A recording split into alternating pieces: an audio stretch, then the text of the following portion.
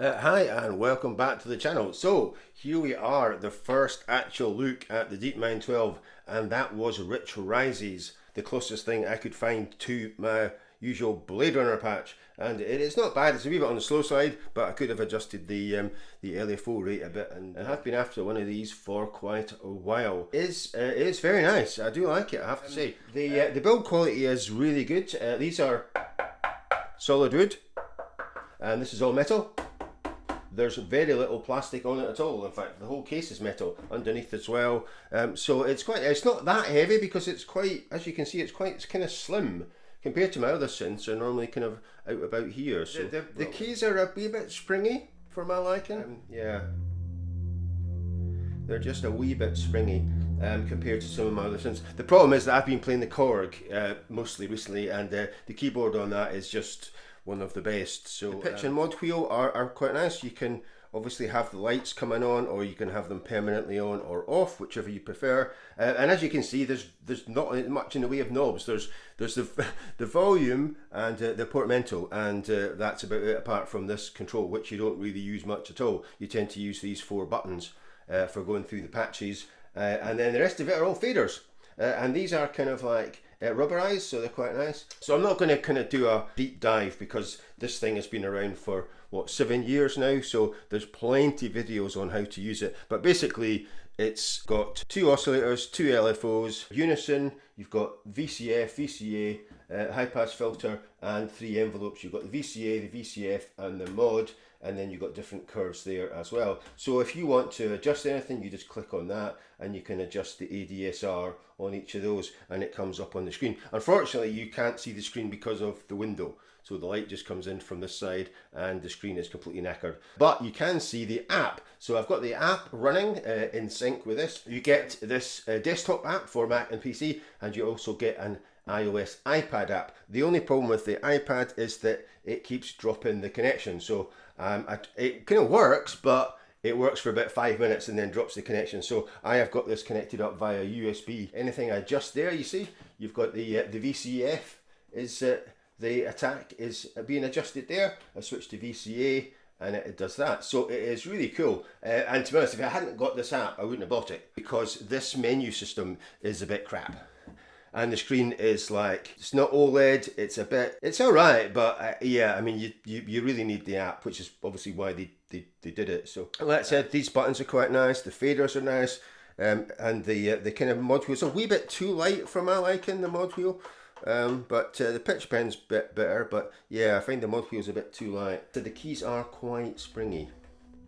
I mean, they're fine, but they're not as great as some of my other keyboards. Things like the Cobalt 8 probably had the best, one of the best keyboards, because that was Fatar, and the Korg, and well, what the Yamaha's, yeah, the Yamaha's quite good as well. So anyway, so that first patch was Rich Rises, but I am not going to go through the pads. I'm going to play through some of the ambience for a change instead of the pads, because normally the first thing I do when I get a synth is go to the pads and go through the pad category. The slight problem with this is that you can't actually do that, because this has 8 banks, A to H, of 128 presets. So there's no user bank. So I'm going to do a whole video on how to set this up when you first get it. Back up your preset banks, because if you want to save a preset, you have to overwrite an existing preset. There's no user bank with in it. And like I said, you can't just go to the basses, the pads, the ambience, the keys. So bank A is a compilation of banks B to H. But you realise it once you go through bank A and then you go to another bank, you'll say, oh, I've already seen that preset. The banks are by sound designer. So each bank from B to H is a separate sound designer. So what you have to do is obviously back up all that first before you start faffing about. So I've created kind of my own banks. So I've created a best of pads and a best of ambient. Created those on the computer side and transferred them over to the hardware side. So if I show you the preset browser, it kind of has a mirror image. So there's the kind of computer side on the right and there's the hardware side on the left. That's the way I'm kind of running it. So like I said, I am in synth bank A, but I have completely changed these, as you can see, to all pads, and then we go down pads and then when we get to 50, it goes into the ambience. So we're going to have a look at all of that in a separate video. I am going to play through some of my favourite ambients. First thing to do is hold down prog, and then if you turn this, you will get your list. So I need to start off at 50. So 51 is the first ambient, and as you can see, it's synced up on the screen there, and it is Outer Rim JD, which is the designer's name. So they all have initials after them, and that is the designer. So this is going to be a bit of playing, a bit of talking, and just explaining what is going on the actual thing. So I'm going to put my cans on, and we're going to play this first one.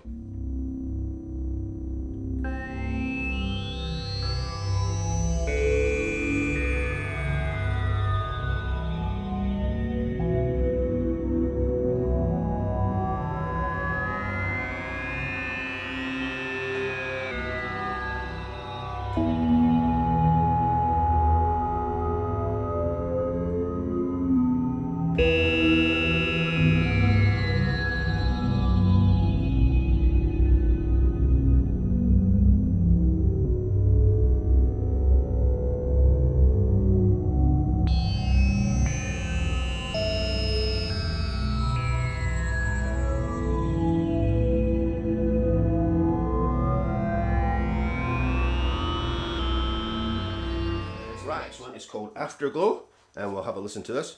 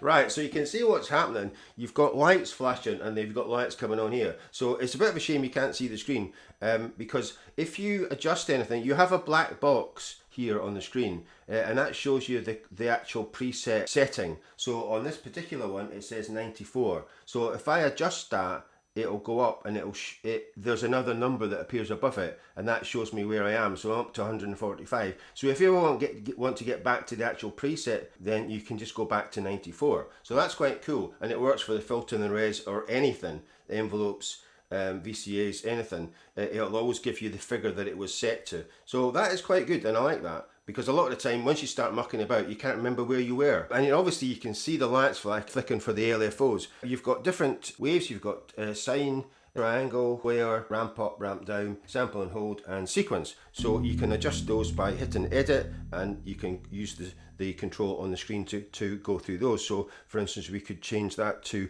have it as 2 square waves. And then you just click that off, and then so the flashing is the rate. So the higher the rate, the faster the light will flash, and then it says on the screen, it says that was at 145. So if I ever want to go back, that's it at 145, and that should sound pretty much the same, apart from the fact that we changed the waves. So this is 2 square waves,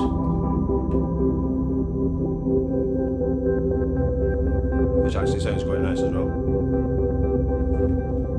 So it's very good. You always know what's going on by the lights. And obviously when I am playing a note, so this has got 12 voices, so you can see the voices coming on there. So this is playing 2 voices for 1 note, so that means that I can play 6 notes, and that will be all 12 voices. So sometimes, depending on the oscillators, sometimes it will just be 1 light, but most of the time it has 2 lights, and the odd occasion there might be 3.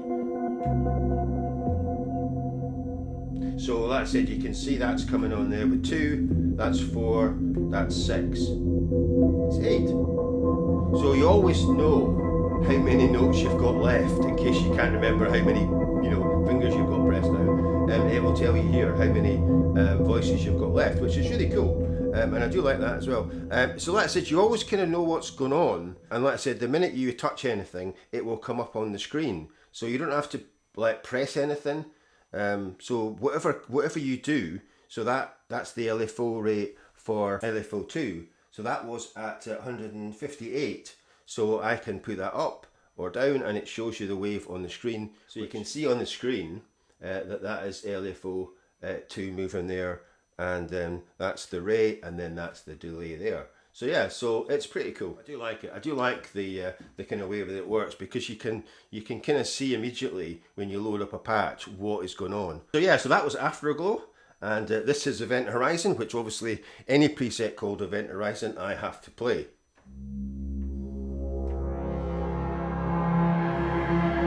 Right, so you can see that is just one oscillator. So I could play 12 notes.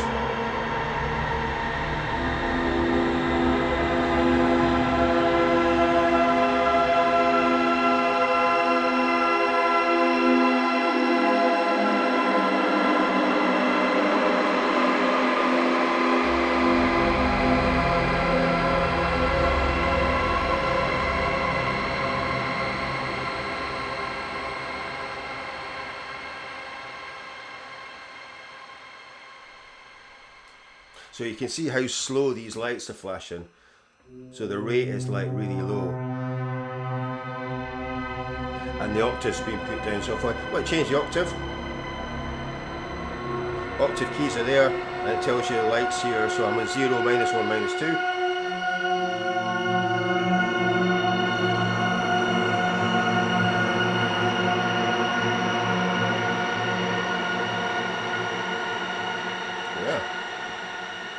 Pretty cool. Next is Influx. Now it says Influx pads. A lot of the ambients are actually pads. They've got, so this is called Influx Pad, but it's in the ambient category. So there's quite a lot of them. Don't ask me why. It's just the way they've done it. So again, one note per key.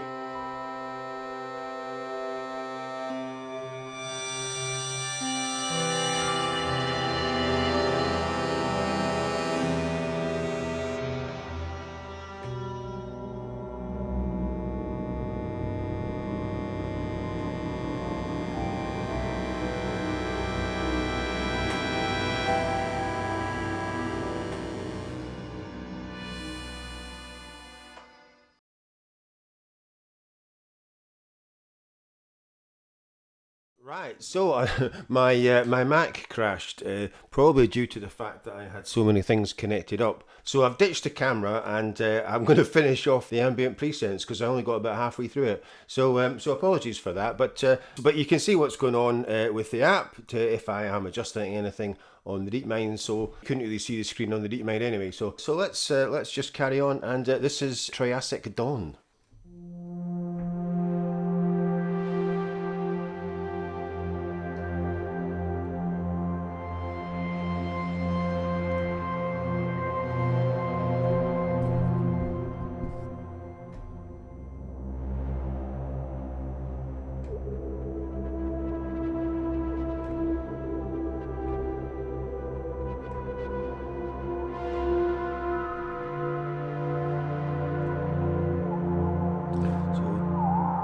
Bring up the res, and it brings in some more birdies.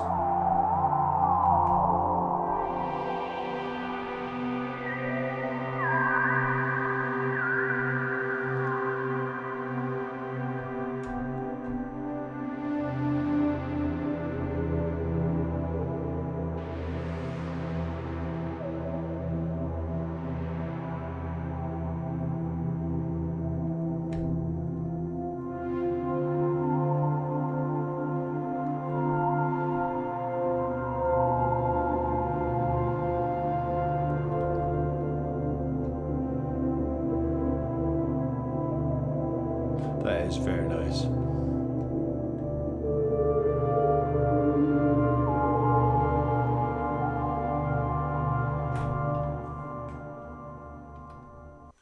Right, next is movement 2BC.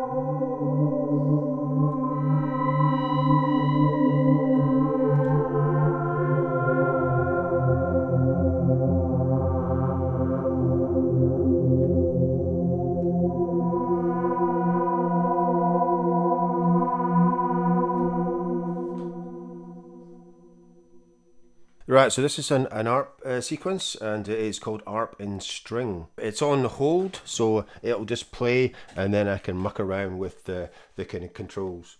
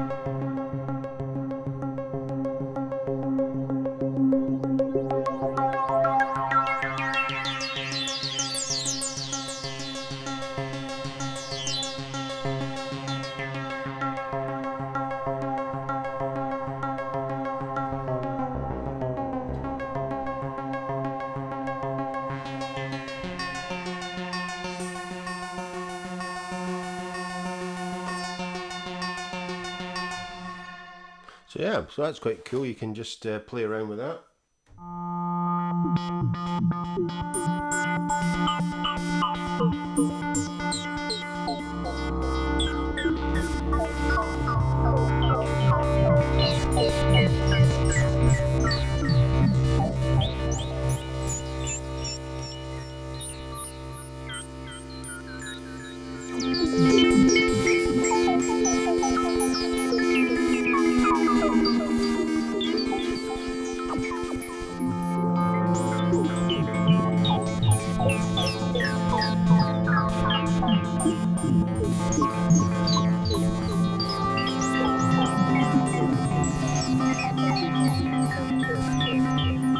Adjust the attack on the 3 envelopes.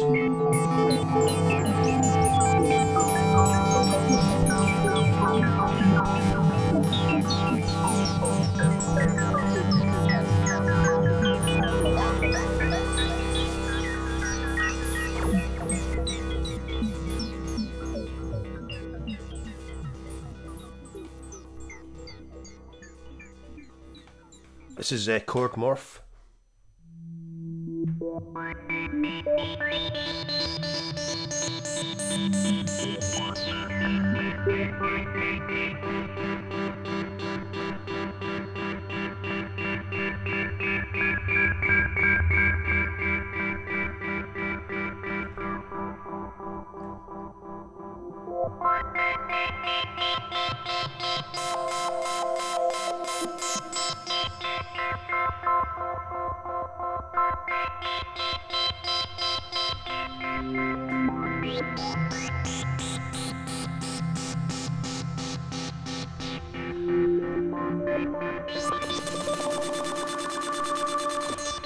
So you can see the mod wheel is speeding up the LFO rates.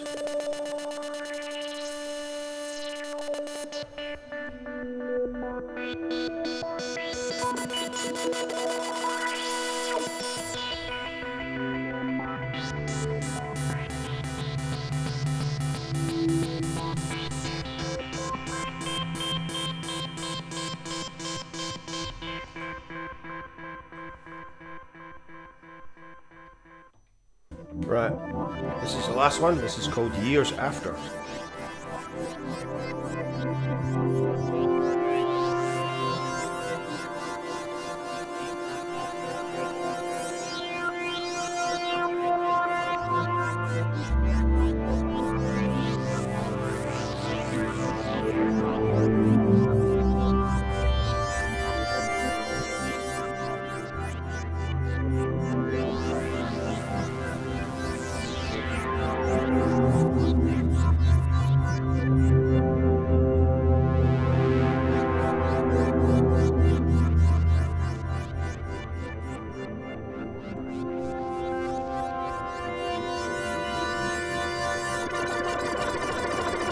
Just in the LFO one rate.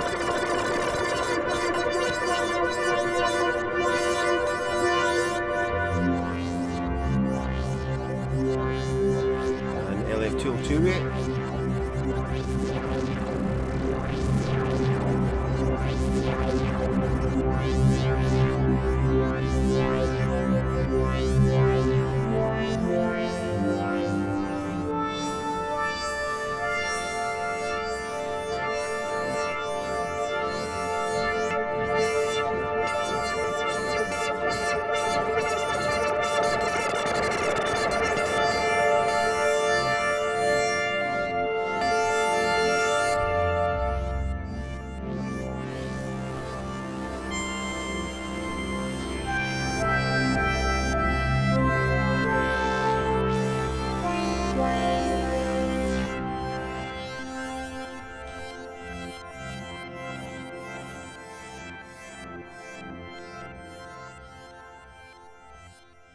That is the first kind of look at the DeepMind 12 and some of the ambient patches. In the next one, I'm going to go through this app. So you've got Preset Manager, which is a bit of a nightmare. You've got the Preset Blender, which I don't really think works very well. You've got the effects, which are pretty cool.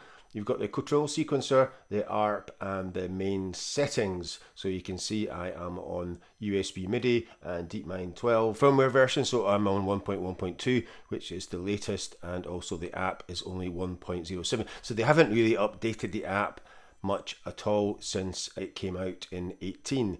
Considering they still sell the DeepMind range, so the 6, the 12, and the module. So yeah, it could do with a bit of an update because, like I said, this preset manager is a bit of a freaking nightmare. So as usual, if you have enjoyed this video, please like, subscribe, share, and comment, and I will see you in the next one.